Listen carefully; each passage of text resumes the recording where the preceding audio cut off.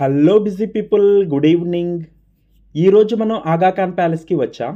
దీన్నే గాంధీ మెమోరియల్ అని కూడా అంటారు.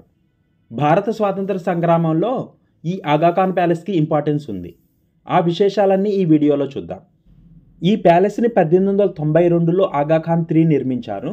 ఆ రోజుల్లో 12 లక్షలు ఖర్చు అయిందంట. 1942లో గాంధీజీ క్విట్ ఇండియా మూవ్మెంట్ని స్టార్ట్ చేసినప్పుడు బ్రిటిష్ వాళ్ళు ఆయన్ని అరెస్ట్ చేసి ఈ ప్యాలెస్లోనే హౌస్ అరెస్ట్ చేశారు.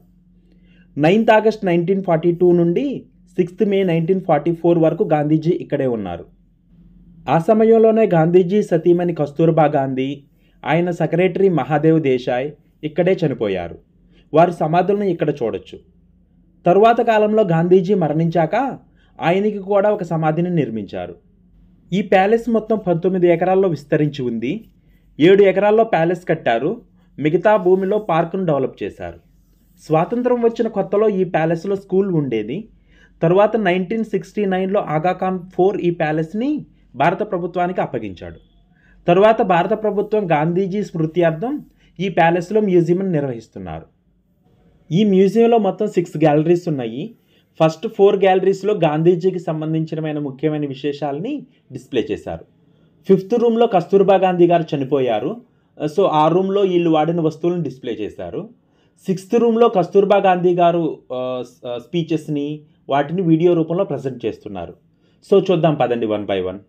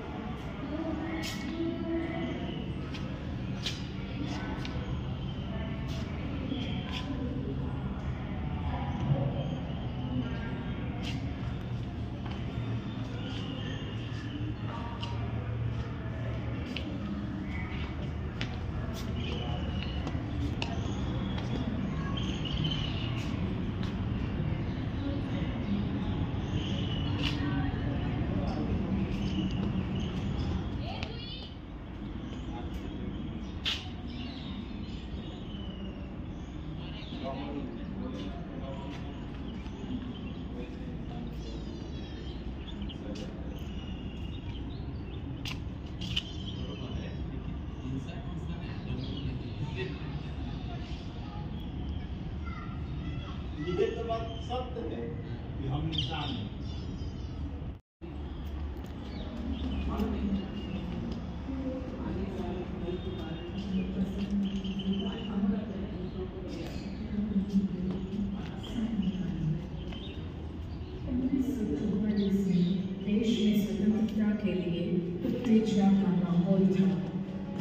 चलो आंदोलन अपने शीर्ष पर था।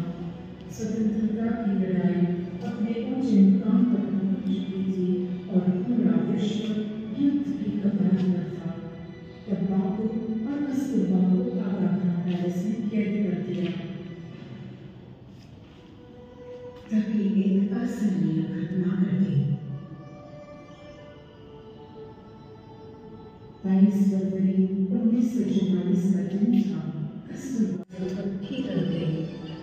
मेरे चाहे बिना ही उन्होंने स्वेच्छा से अपने आप को मुझ में लीन कर दिया। సో 6 గ్యాలరీస్ కంప్లీట్ అయ్యేలేకి మనకు గాంధీజీ మీద కస్తూర్బా గాంధీ మీద ఒక గుడ్ ఒపీనియన్ వస్తుంది. అంటే వాళ్ళు ఎంత కష్టపడి స్వాతంత్రాన్ని సంపాదించారనే దాని మీద. సో మనం ఈ విశేషాలన్నిటిని మన నెక్స్ట్ తరానికి అందించాల్సిన బాధ్యత మన మీద ఉంది. సో కుదిరితే తప్పకుండా మీరు ఈ మ్యూజియాన్ని విజిట్ చేయండి. మీ పిల్లల్ని తీసుకెళ్ళడం మాత్రం మర్చిపోవద్దు. ప్యాలెస్ బ్యాక్ సైడ్ వాళ్ళ సమాధులు ఉన్నాయి, చూద్దాం పదండి. మన హైందవ ధర్మం ప్రకారం చనిపోయిన వాళ్ళు దేవుడితో సమానం. సో సమాధులు చూడడం తప్పేం కాదు, పదండి.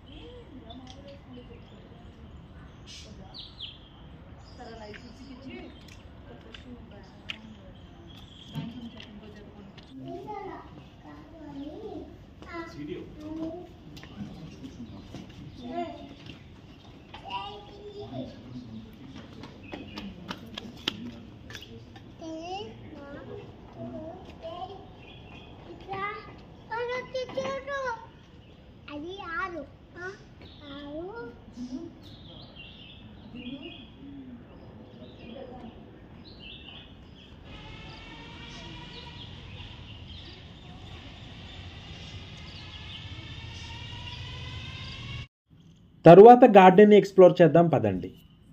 ఈ ప్యాలెస్ మొత్తం 19 ఎకరాల్లో విస్తరించి ఉంది. 7 ఎకరాల్లో ప్యాలెస్ని కట్టారు. మిగతా భూమిలో పార్కును డెవలప్ చేశారు.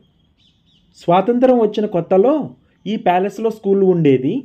తరువాత 1969లో ఆగాఖాన్ 4 ఈ ప్యాలెస్ని భారత ప్రభుత్వానికి అప్పగించారు. ఆయన కోరిక మేరకు భారత ప్రభుత్వం ఈ ప్యాలెస్ని మ్యూజియంగా కన్వర్ట్ చేసి రన్ చేస్తున్నారు. గార్డెన్ అయితే చాలా క్లీన్గా నీట్గా మెయింటైన్ చేస్తున్నారు. పిల్లలైతే చాలా బాగా ఆడుకున్నారు. పార్క్లో చాలా చెట్లు ఉన్నాయి కదా, చాలా రకాల పక్షులు ఉన్నాయి. చూడండి ఆ కిలకిల రావాలు ఎంత బాగున్నాయో.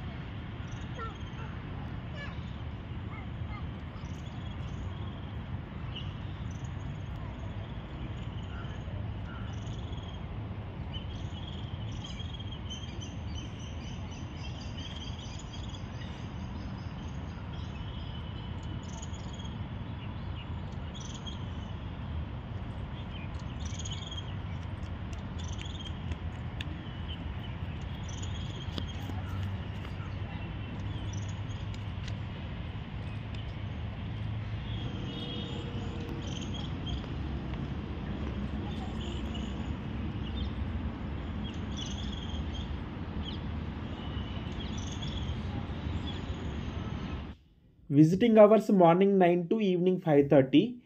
టైమింగ్స్ అయితే చాలా స్ట్రిక్ట్గా ఫాలో అవుతున్నారు. ఎంట్రీ ఫీజు వచ్చేలాగా పెద్దవాళ్ళకి 20 రూపీస్, బిలో 15 ఇయర్స్ వాళ్ళకైతే ఫ్రీ ఎంట్రీ.